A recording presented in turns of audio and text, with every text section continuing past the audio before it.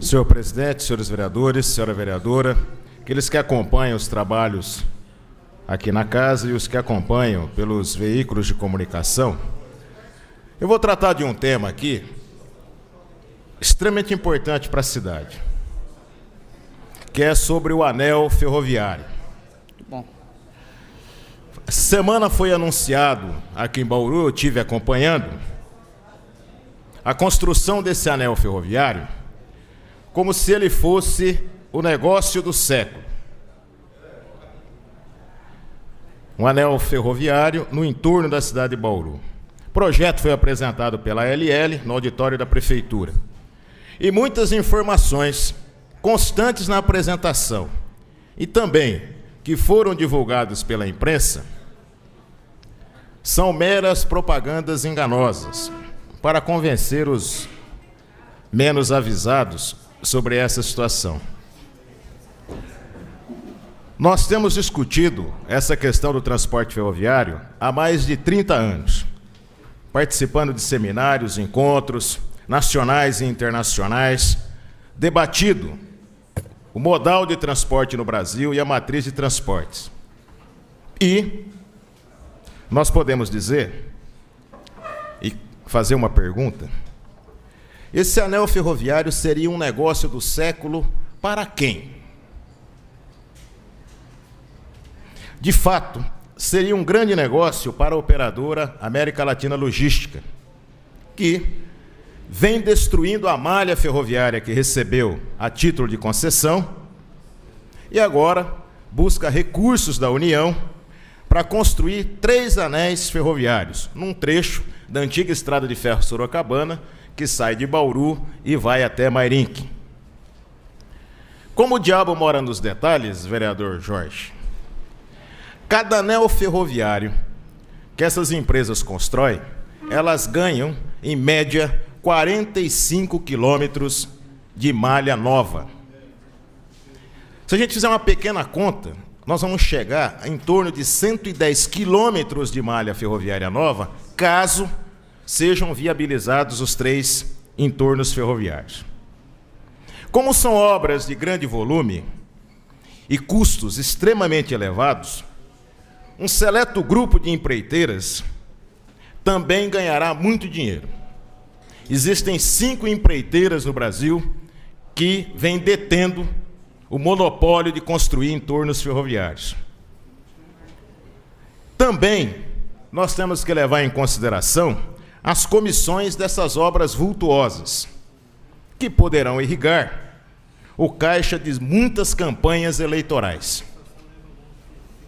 Então, uma obra prevista para 1 bilhão pode chegar ao seu final em torno de 5, 6, 7 bilhões de reais. A última grande obra existente na cidade de Bauru, e que também recebeu o pomposo título de obra do século, foi o anel viário sobre os trilhos da ferrovia, que endividou a cidade e depois de 20 anos terá somente uma alça concluída. Então, as obras dos séculos, sistematicamente a cidade de Bauru recebe obras do século. Quem está pagando a conta é a população, com a dívida federalizada, que era de 41 milhões, o município já pagou 143 milhões, deve 153, vereador Rossi. São as grandes obras do século. Junto com esta proposta, também se acenou com a possibilidade da remoção de toda a infraestrutura de via permanente do centro urbano para dar lugar a grandes avenidas. Isso é uma bestialidade. Bestialidade tem origem na besta. Por quê? Porque não vai de encontro aos interesses da maioria da população da cidade. Vai de encontro aos interesses dos grandes especuladores da cidade. Porque são áreas nobres por onde passa a ferrovia nos centros urbanos. Por outro lado, esse projeto de lei, ele já nasce morto. Essa proposta do entorno ferroviário nasce morto. Por quê?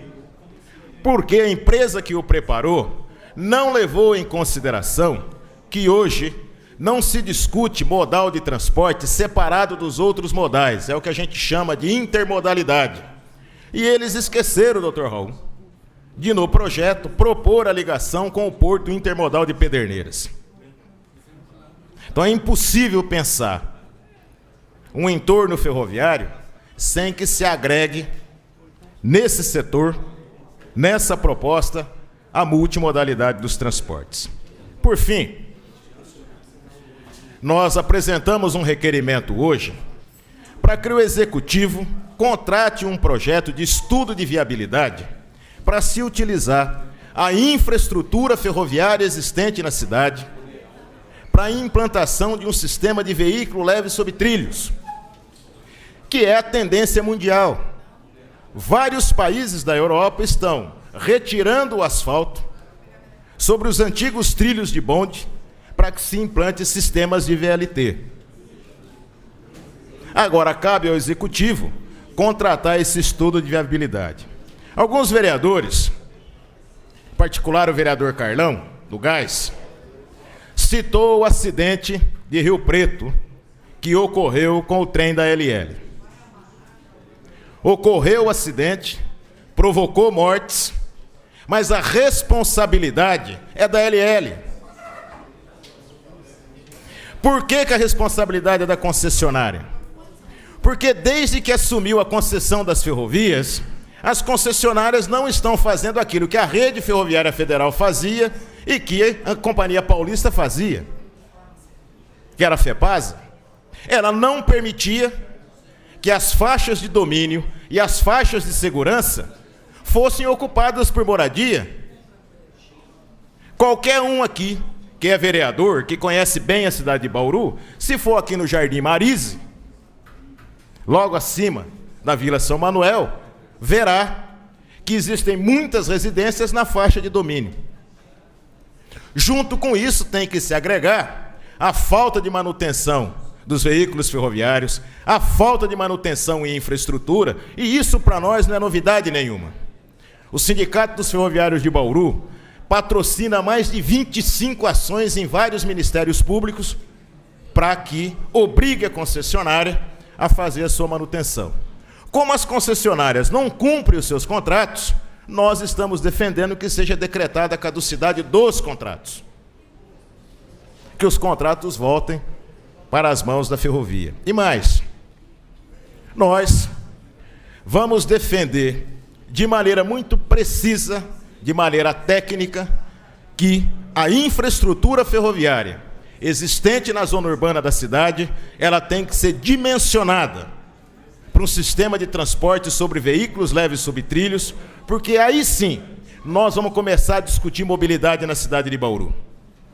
E as pequenas barreiras físicas que a ferrovia tem aqui, elas podem ser resolvidas com pequenas obras de arte. Mas, conhecendo bem o Ministério dos Transportes, conhecendo bem o DENIT e quem o dirige, não é difícil concluir por que estão vendendo projetos de entorno ferroviário no Brasil inteiro. Algumas pessoas citaram, Araçatuba fez. Vai ver a situação do município de Araçatuba, o nível de endividamento. Campo Grande, no Mato Grosso do Sul, fez. Campo Grande é uma capital de estado que elevou seu nível de endividamento e não dá conta de responder às necessidades da maioria da população. Num país tão desigual como o nosso, investir mais de R$1 bilhão para construir entornos ferroviários, para atender o interesse de operadoras que não cumprem os seus contratos, é ampliar o crime de lesa-pátria que foi a privatização das ferrovias. Uma outra questão que me chama aqui, e eu queria fazer essa intervenção no momento correto, mas vou fazer agora, que é com relação ao IPTU. Qualquer um aqui, qualquer vereador, a vereadora, tem o direito de defender qualquer posição aqui. O que não se pode fazer é mentir. Porque a gente não constrói nada omitindo a verdade. A verdade que saiu do projeto discutido em audiência pública aqui são faixas para imóveis. Imóveis até R$ 75 mil estão isentos de receber o reajuste. Imóveis de 75 mil a 150 mil, 6%. Imóveis cujo valor venal é de 150 mil a 300 mil, 12%. Imóveis de 300 mil a 600 mil, 18%. Imóveis acima de 600 mil reais, valor venal, 24%. Então, falar aqui em defender pobre é muito fácil, porque pobre é genérico. Eu posso ter um imóvel de 2 milhões e me considerar pobre. O conceito que está sendo colocado aqui é um conceito de progressividade primária. Porque é fato. Os que menos ganham têm que pagar menos. Que pequeno empreendedor aqui na cidade de Bauru, vereador Mariano, vou lhe conceder a parte. Mariano, já acabou o tempo. Que pequeno empreendedor aqui tem imóvel acima de 600 mil reais de valor venal. Sim, e esse valor é em cima do último IPTU. Vou concluir, senhor presidente. É em cima do... Depois o senhor passa um tempo também para a vereadora Thelma, que ela está meio nervosa ali, meio agitada, mas ele concede o tempo. É em cima do outro IPTU. Então nós temos que dizer a verdade aqui. Quem acha que não tem que pagar IPTU, quem tem imóvel de 2 milhões, tem que vir aqui e dizer: eu defendo a parcela mais abastada da cidade de Bauru, que ela não tem que pagar IPTU. Quem tem que pagar IPTU são os pobres, os trabalhadores, que não tem água, não tem asfalto, não tem esgoto. Nisso nós vamos combater, porque essa discussão é uma discussão ideológica, não é uma discussão econômica.